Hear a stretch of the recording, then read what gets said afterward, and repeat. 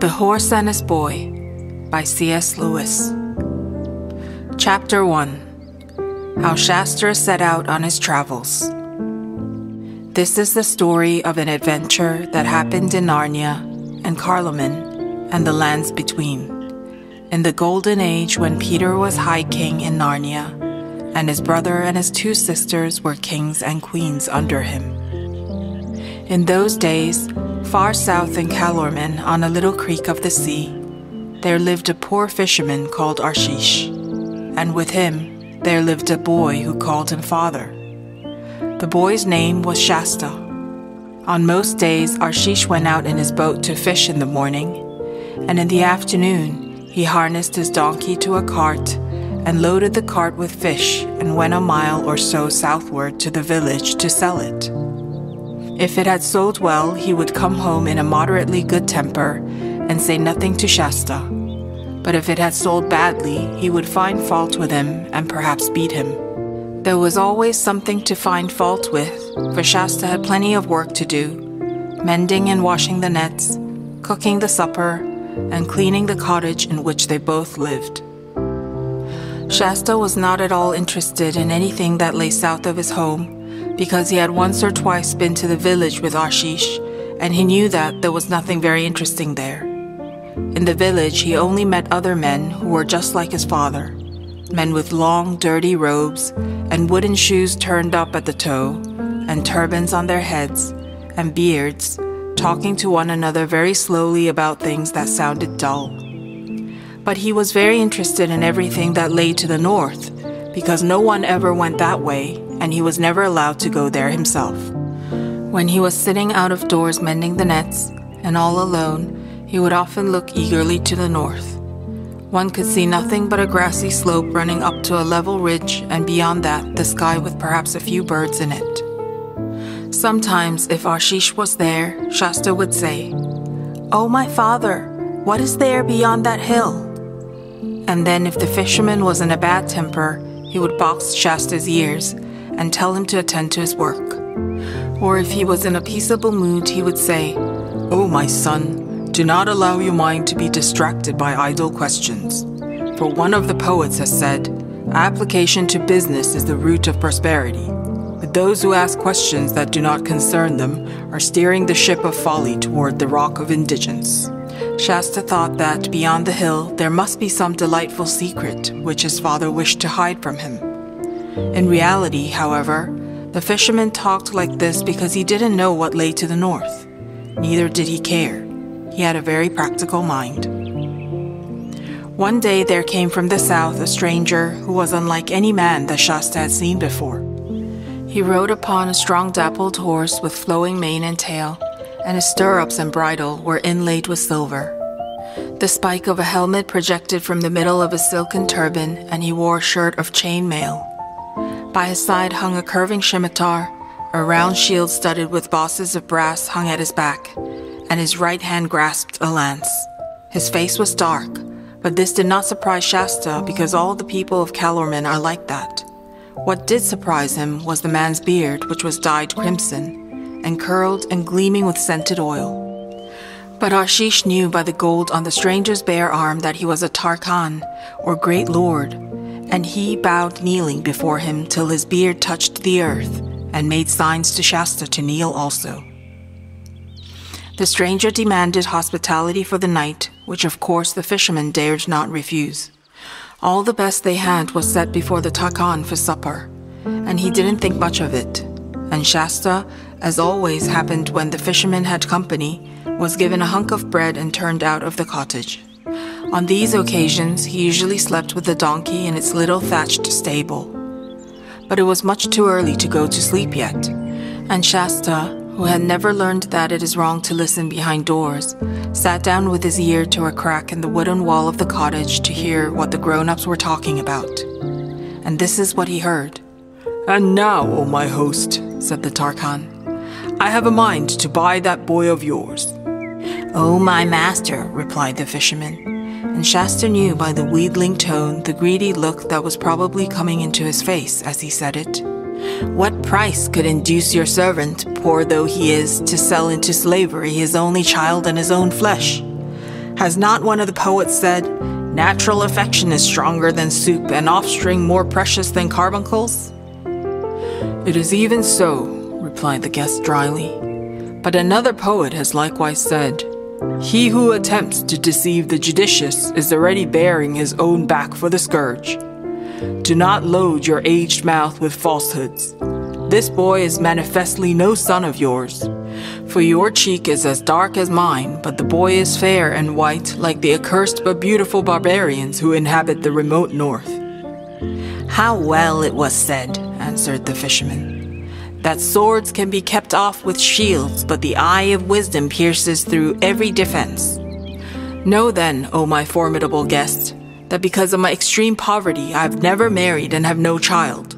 But in that same year in which the Tisroc, may he live forever, began his august and beneficent reign, on a night when the moon was at her full, it pleased the gods to deprive me of my sleep. Therefore I arose from my bed in this hovel, and went forth to the beach to refresh myself with looking upon the water and the moon, and breathing the cool air. And presently I heard a noise as of oars coming to me across the water, and then, as it were, a weak cry. And shortly after, the tide brought to the land a little boat in which there was nothing but a man lean with extreme hunger and thirst, who seemed to have died but a few moments before, for he was still warm, and an empty water skin, and a child still living. Doubtless, said I, these unfortunates have escaped from the wreck of a great ship, but by the admirable designs of the gods, the elder has starved himself to keep the child alive and has perished in sight of land. Accordingly, remembering how the gods never fail to reward those who befriend the destitute, and being moved by compassion, for your servant is a man of tender heart. Leave out all these idle words in your own praise, interrupted the Tarkhan. It is enough to know that you took the child, and have had 10 times the worth of his daily bread out of him in labor, as anyone can see. And now tell me at once what price you put on him, for I am wearied with your loquacity. You yourself have wisely said, answered Arshish, that the boy's labor has been to me of inestimable value. This must be taken into account in fixing the price. For if I sell the boy, I must undoubtedly either buy or hire another to do his work. I'll give you 15 crescents for him, said the Tarkhan. 15, cried Arshish in a voice that was something between a whine and a scream. 15, for the prop of my old age and the delight of my eyes. Do not mock my grey beard, Tarkhan though you be. My price is 70. At this point, Shasta got up and tiptoed away. He had heard all he wanted, for he had often listened when men were bargaining in the village and knew how it was done. He was quite certain that Arshish would sell him in the end for something much more than 15 crescents and much less than 70. But that he and the Tarkhan would take hours in getting to an agreement. You must not imagine that Shasta felt at all as you and I would feel if we had just overheard our parents talking about selling us for slaves. For one thing, his life was already little better than slavery. For all he knew, the lordly stranger on the great horse might be kinder to him than Arshish. For another, the story about his own discovery in the boat had filled him with excitement and with a sense of relief. He had often been uneasy because, try as he might, he had never been able to love the fisherman, and he knew that a boy ought to love his father. And now apparently he was no relation to Arshish at all. That took a great weight off his mind. Why, I must be anyone, he thought. I might be the son of a Tarkhan myself, or the son of the Tisroc, may he live forever, or of a god. He was standing out in the grassy place before the cottage while he thought these things. Twilight was coming on apace, and a star or two was already out, but the remains of the sunset could still be seen in the west. Not far away, the stranger's horse, loosely tied to an iron ring in the wall of the donkey's stable, was grazing. Shasta strolled over to it and patted its neck. It went on tearing up the grass and took no notice of him.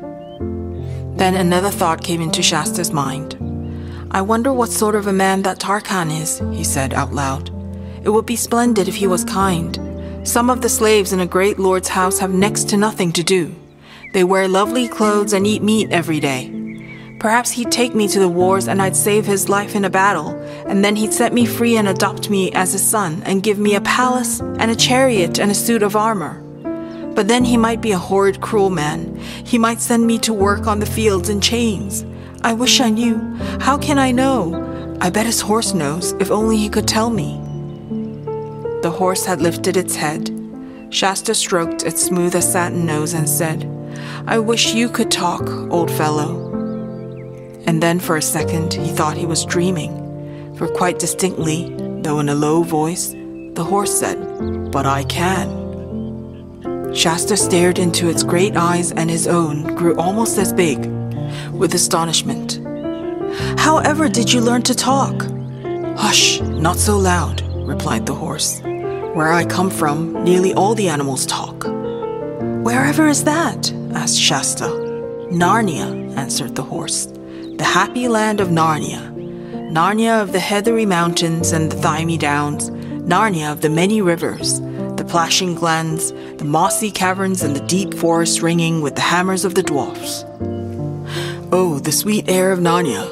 An hour's life there is better than 1,000 years in Calormen. It ended with a whinny that sounded very like a sigh. How did you get here? Said Shasta. Kidnapped, said the horse, or stolen, or captured, whichever you'd like to call it. I was only a foal at the time. My mother warned me not to range the southern slopes into Archenland and beyond, but I wouldn't heed her, and by the lion's mane I have paid for my folly. All these years I have been a slave to humans, hiding my true nature and pretending to be dumb and witless like their horses. Why didn't you tell them who you were? Not such a fool, that's why. If they'd once found out I could talk, they would have made a show of me at fairs and guarded me more carefully than ever. My last chance of escape would have been gone. And why? Began Shasta, but the horse interrupted him. Now look, it said. We mustn't waste time on idle questions. You want to know about my master, the Takarn Unrotted? Well, he's bad, but not too bad to me, for a war horse costs too much to be treated very badly. But you'd better be lying dead tonight than go to be a human slave in his house tomorrow. Then I'd better run away, said Shasta, turning very pale. Yes, you had, said the horse, but why not run away with me? Are you going to run away too? Said Shasta. Yes, if you'll come with me, answered the horse. This is the chance for both of us. You see, if I run away without a rider, everyone who sees me will say stray horse and be after me as quick as he can. With a rider, I have a chance to get through. That's where you can help me. On the other hand, you can't get very far on those two silly legs of yours.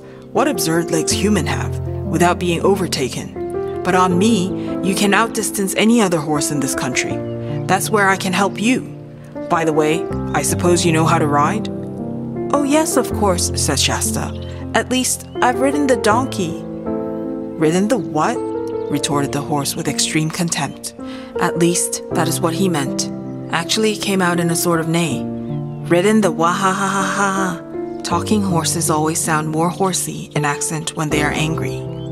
In other words, it continued, you can't ride. That's a drawback. I'll have to teach you as we go along. If you can't ride, can you fall? I suppose anyone can fall, said Shasta. I mean, can you fall and get up again without crying and mount again and fall again and yet not be afraid of falling? I'll try, said Shasta. Poor little beast, said the horse in a gentler tone. I forget you're only a foal. We'll make a fine rider of you in time. And now, we mustn't start until those two in the hut are asleep. Meantime, we can make our plans. My Takan is on his way north to the great city, to Tashbaan itself and the court of the Tizrock. I say, put in Shasta in rather shocked voice, aren't you to say, may he live forever? Why? Asked the horse. I'm a free Narnian. And why should I talk slaves and fools talk?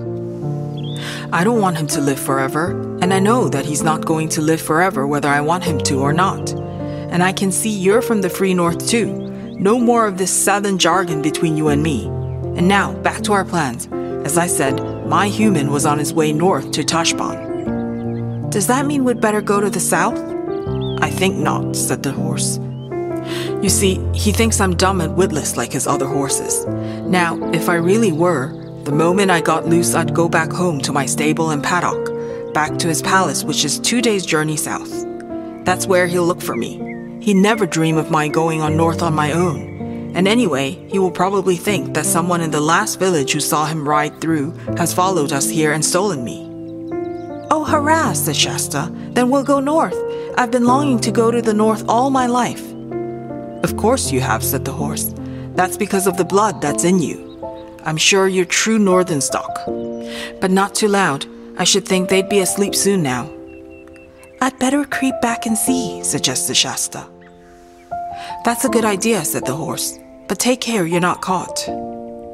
It was a good deal darker now, and very silent except for the sound of the waves on the beach, which Shasta hardly noticed because he had been hearing it day and night as long as he could remember. The cottage, as he approached it, showed no light. When he listened at the front, there was no noise. When he went round to the only window, he could hear, after a second or two, the familiar noise of the old fisherman's squeaky snore. It was funny to think that if all went well, he would never hear it again. Holding his breath and feeling a little bit sorry, but much less sorry than he was glad, Shasta glided away over the grass and went to the donkey's stable, groped along to a place he knew where the key was hidden, opened the door and found the horse's saddle and bridle, which had been locked up there for the night. He bent forward and kissed the donkey's nose. I'm sorry we can't take you, he said. There you are at last, said the horse when he got back to it. I was beginning to wonder what had become of you. I was getting your things out of the stable, replied Shasta. And now, can you tell me how to put them on?